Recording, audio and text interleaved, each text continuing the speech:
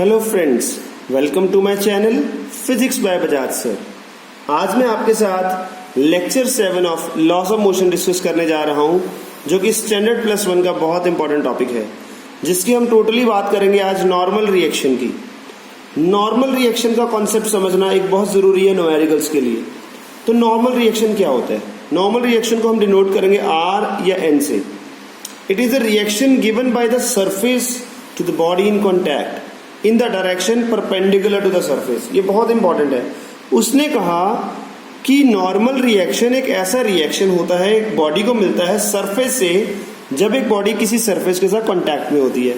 अगर body air में है तो उसका नॉर्मल रिएक्शन 0 होगा, क्योंकि वो किसी सरफेस के साथ कांटेक्ट में नहीं है। अगर दो बॉडीज आपस में जुड़ी हैं तभी हमें नॉर्मल रिएक्शन मिलेगा।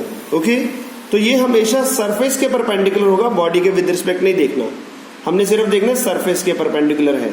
ओके, डिफरेंट केसेस लेके आपको कॉन्सेप्ट क्लियर कराने की कोशिश करता हूं। तो पहला केस आता है body place in A horizontal table. एक टेबल है, उसके ऊपर ये बॉडी को रखा है, इसका वेट नीचे को लग रहा है mg। इस टेबल ने एक रिएक्शन प्रोवाइड किया इस बॉडी को which is perpendicular to this table which is equal to r। ये दोनों इक्विलिब्रियम में है तो r is equal to mg। तो normal reaction equal to the weight. अगर बॉडी इंक्लाइंड प्लेन पे है इस तरह से, which is inclined at an angle theta, body इस तरह से पड़ी है, बॉडी का वेट लग रहा है नीचे को ग्राउंड की तरफ। यहां पे कंपोनेंट किए वेट के, एक mg sin theta, mg cos theta, theta के साथ वाला cos। यहां पे इस सरफेस के परपेंडिकुलर देखिए नॉर्मल रिएक्शन आ रहा है, सरफेस के परपेंडिकुलर। तो इक्विलिब्रियम के कारण ये इसके बराबर होगा। तो normal reaction will be equal to mg cos theta and mg sin theta will make the body to slide down. ये mg sin थीटा वाली कंपोनेंट बॉडी को नीचे लेके आएगा, स्लाइड कराएगा। अगर फ्रिक्शन नहीं हुई तो, अगर फ्रिक्शन हुई तो तब भी डिपेंड करता है। और यहाँ पे r mg cos थीटा के बराबर होगा, फिर r is the normal reaction. अगला case, body lying with vertical. एक दीवार है, दीवार के साथ आपने एक बॉडी को ऐसे चिपका के रखना है, बॉडी का वेट नीचे को लग रहा है। आप एक अप्लाइड फोर्स F करते हैं, आप फोर्स अप्लाई करते हैं F इसको इसके साथ चिपका के रखने के लिए, तो आपको सरफेस एक रिएक्शन दे रहा है। This reaction will be equal to the applied force. The normal reaction will be equal to the applied force, that is R is equals to F. Clear है? Okay. A body is lying horizontally and is pulled by a force acting at an angle theta with horizontal.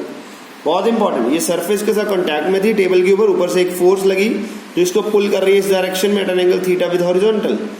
Wait नीचे को mg, normal reaction ऊपर को r। ये force के दो component की, एक हॉरिजॉन्टल कंपोनेंट, एक वर्टिकल कंपोनेंट। थीटा के साथ वाला कॉस कंपोनेंट इधर को, साइन वाला इधर को आ गया।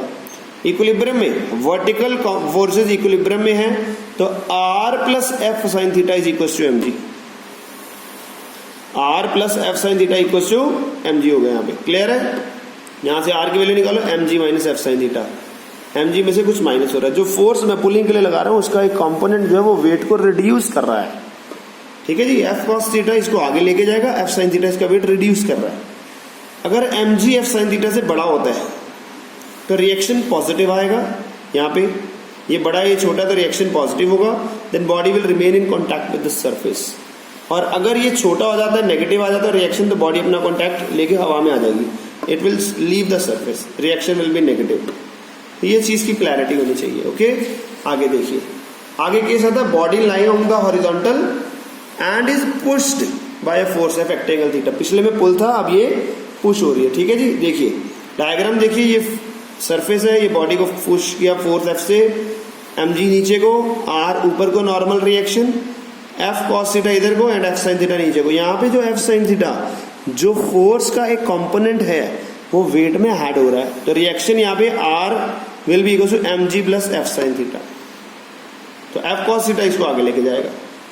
फ्रॉम दोनों ऊपर वाले पॉइंट से हमें पता लगता है clear that it is easier to pull than to push. यहाँ पे पुश करने में वेट बढ़ रहा है, पुल करने में वेट कम होता है। जो फोर्स हम अप्लाई करते हैं उसका कंपोनेंट वेट को रिड्यूस करता है, इसमें वो कंपोनेंट ऐड हो रहा है। Right, it is easier to pull than to push. It's a 2 mark question, paper में अगर आए होम टेस्ट में तो ये लिखने का, डायग्राम बना के सॉल्व करने का। राइट, आगे देखिए, find the normal reaction in the following cases and take g equal to 10। एक बॉडी है जो हॉरिजॉन्टल सरफेस के ऊपर लाई कर रही है, जिसका वेट है, जिसका मास है 10 किलोग्राम, वेट नीचे को लगेगा mg, उसको बैलेंस करने के लिए रिएक्शन लगा, this is equal to r equal to mg। m is 10, g is 10, that is 100 Newton. इस केस में देखते हैं अगर दो ब्लॉक्स होता है, सरफेस से कितना रिएक्शन मिल रहा है। ये अगर इस बॉडी से बात करें, यहां पे भी रिएक्शन मिल रहा होगा जी एक दूसरे को, इसको यहां से भी रिएक्शन मिलेगा, पर हम अभी बात कर रहे हैं सरफेस से, क्योंकि ये दोनों का भी तो सरफेस है ना यहाँ पे, तो यहाँ पे भी मिलेगा। पर अभी हम बात करें इस टोटल सिस्टम को क्या रिएक्शन मिल रहा है, तो टोटल सिस्टम का वेट आएगा नीचे 12g, that is mg plus mg equal to r, reaction हो जाएगा, मानते हो? तो 2g into 10g it's 120 newton. Got it? अगर इंक्लाइंड प्लेन पे मूव कर रहा, अगर ये मास 10 किलोग्राम का है, तो इधर को 10g, थीटा 37 डिग्री दिया हुआ है, तो r will be mg cos 37 degree as per previous question. cos 37 का वैल्यू होता है 4/5 फ्रॉम दिस ट्राइंगल। ट्राइंगल में थीटा 37 के सामने 3 और 4 और इधर 5, 37 के सामने 3, राइट? तो यहाँ पे आगे 80 न्यूटन का रिएक्शन मिलेगा। इसी तरह अगर हम पुल करते हैं, इसको पुल किया गया 20√2 न्यूटन की फोर्स से, ब्लॉक है जिसका मास है 20 किलोग्राम, उसको पुल किया गया, तो रिएक्शन क्या होगा जी?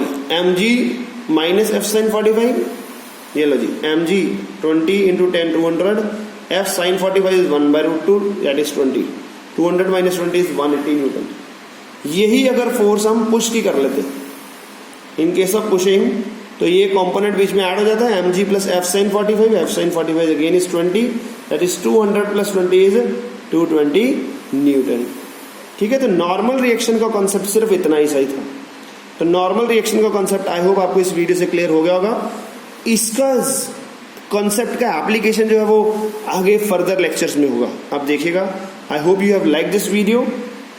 Thank you so much, God bless you.